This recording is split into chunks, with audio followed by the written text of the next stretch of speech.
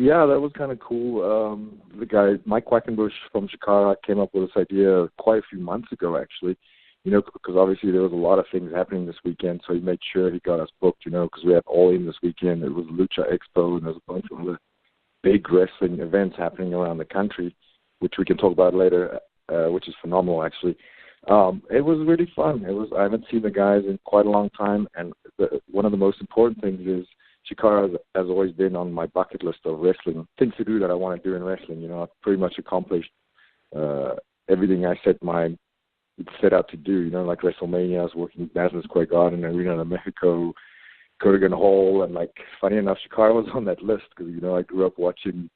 Not grew up, but in my middle age, I studied a lot of Mike Quackenbush's stuff, and he coincidentally studied Johnny Saint, which is also a favorite wrestler of mine. Awesome stuff. I mean, Quack he's such a great wrestler, and I'm from New Jersey, so I used to always see him, throughout the 90s and stuff and early 2000s, all the way, in local gyms and stuff. And I used to always see him man, this guy is so good. He's so talented.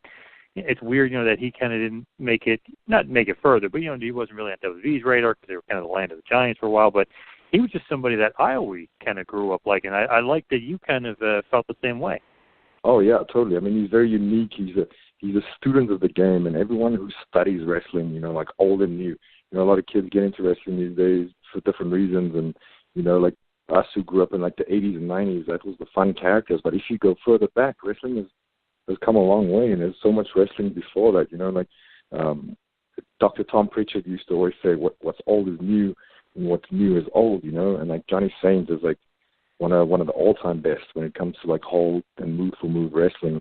And Mike Quackenbush, like you said, studied him, and he got a lot of stuff from that era and from the Lucha Libre era, which he mixed together. And yeah, I think he's fantastic, man. I've always been a fan of his work. And Chikara is so interesting. They kind of have a weird vibe about him as far as some of the angles and storylines and characters. And I know he kind of got it from some different leagues, not only a little bit of Lucha Libre, a little bit of this, a little that, obviously a little bit of British wrestling, but Argentina also had kind of a weird wrestling that he kind of took from. I just think it's pretty cool that he does this annual trios tournament and gets this together, because you see all these interesting pairings like the Nexus coming back together. Yeah, totally. I mean, and like I said, I've been watching the trios tournament for years and years and years, so it was on my bucket list of wrestling. He's done a fantastic job with Chikara. I really, one of my favorite things from the weekend was the positive vibe and the positive energy.